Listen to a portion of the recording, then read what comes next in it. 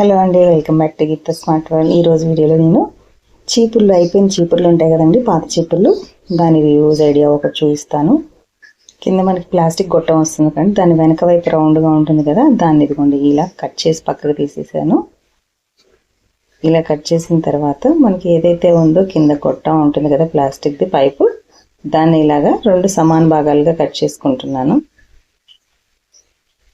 ఇలా కట్టర్ తోటి ఇదిగోండి ఇలా కట్ చేసుకుంటాను. మధ్యకి కట్ చేసి ఇప్పుడు దీన్ని మళ్ళీ ఇంకొక పార్ట్ కింద ఆపోజిట్ సైడ్లో కూడా మళ్ళీ ఇంకొకసారి ఇంకో కట్ పెట్టేసుకుంటే కట్ అవుతుందండి. లేదు కట్టర్తో కట్ చేసుకున్నా సరే ఏదైనా 2 పార్ట్స్గా చేసుకోవాల్సి ఉంటుంది.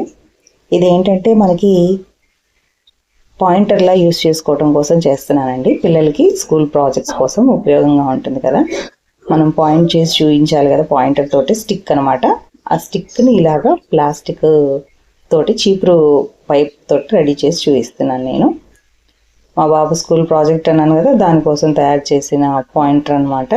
మీకు ఎవరికైనా యూజ్ అవుతుందేమోనని చెప్పేసి చూస్తూ ఉన్నాను. ఈ విధంగా ఇదిగోండి ఇలాగ మొత్తం తీసుకున్న 2 పార్ట్స్ని కూడా ఇలా లోపలికి కొంచెంగా బెండ్ చేస్తూ ఉన్నాను. ఇలా రౌండ్గా తీసుకొస్తున్నాను అనమాట. ఇదేంటంటే మా బాబుకి ఇలా ఒక్కటి అయితే సరిపోతుందండి, ఇంకా దీన్ని పొడవు చేసుకొని అవసరం లేదు. కొంచెం పెద్ద పిల్లలకి అయితే ఇంకొంచెం పొడవు కావాల్సి ఉంటుంది కదా, అలా పొడవు కావాలనుకున్నప్పుడు కూడా ఎలా చేయాలో చూపిస్తాను.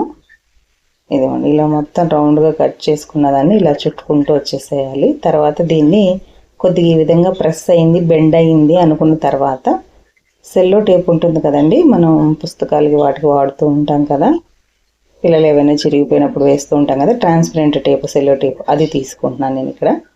ఏదైనా వాడుకోవచ్చు అండి టేపు. ఇదిగోండి ఇలాగా మొత్తం ఒక మూల నుంచి స్టార్ట్ చేసి చుట్టూతో చుట్టుకుంటూ వచ్చేసేయాలన్నమాట కింది వరకు కూడా.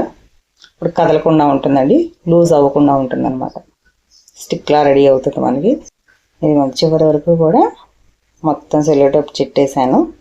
ఈ హైట్ అంటే పొడవు ఇలా వచ్చిందండి. ఇప్పుడు దీన్ని ఏంటంటే చిన్నపిల్లల చేతికి అయితే సరిపోతుంది కానీ పెద్దవాళ్ళ చేతికి సరిపోదండి. ఇందాక కట్ చేసిన ఇంకా హాఫ్ పార్ట్ ఉంది కదా, దాన్ని ఇదిగోండి ఇలాగ లోపలికి ఇట్లా కొంచెం మడిపేసుకొని రౌండ్లా తెచ్చేసి ఒక దాంట్లో ఒకటి ఇలా దూర్చేసేయాలన్నమాట. ఇలా దూర్చేసిన తర్వాత కింది దానికి ఎట్లా అయితే ప్లాస్టిక్ పేపర్ అది దాంతో రోల్ చేశాను సెలో టేప్తో, దీనికి కూడా సేమ్ ప్రాసెస్ అండి. ఎంత పొడవు కావాలనుకుంటామో చూసుకొని అంత పొడవు ఉంచుకొని మిగతా అది కట్ చేసేసుకోవచ్చు.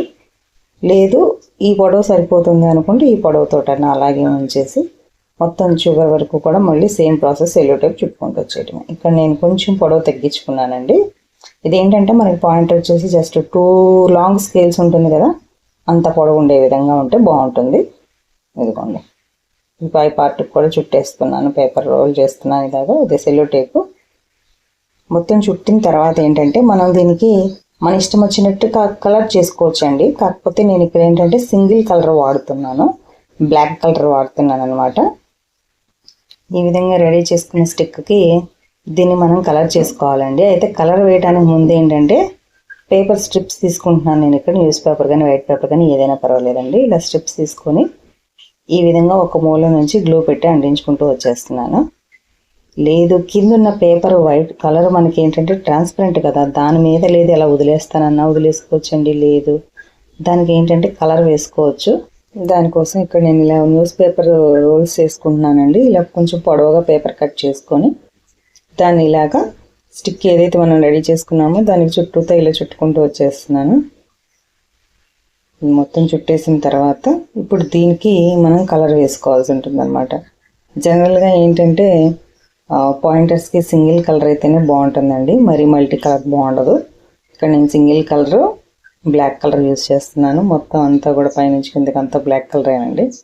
చివర్లో ఏంటంటే జస్ట్ టిప్కి కింద మనం పట్టుకునే ప్లేస్లోకి ఏదైనా కాంట్రాస్ట్ కలర్ వేసుకున్నా బాగుంటుంది. అంతేగాని మొత్తం మిగతా అంతా కూడా రెయిన్బో కలర్స్ వాడే కన్నా కూడా ఇలా అయితేనే బాగుంటుంది అది నీట్గా. ఎందుకంటే స్కూల్ ప్రాజెక్ట్ కోసం కదా, దానికోసం కాబట్టి ఇలా సింగిల్ కలర్ యూజ్ చేస్తే బాగుంటుంది. ఇదిగోండి మొత్తం పాయింటర్ రెడీ అయిపోయింది. ఈ విధంగా మనం పాయింటర్ కొని పని లేకుండా ప్లాస్టిక్ చీపురుతోటి ఈ విధంగా కూడా రెడీ చేసుకోవచ్చు అనమాట.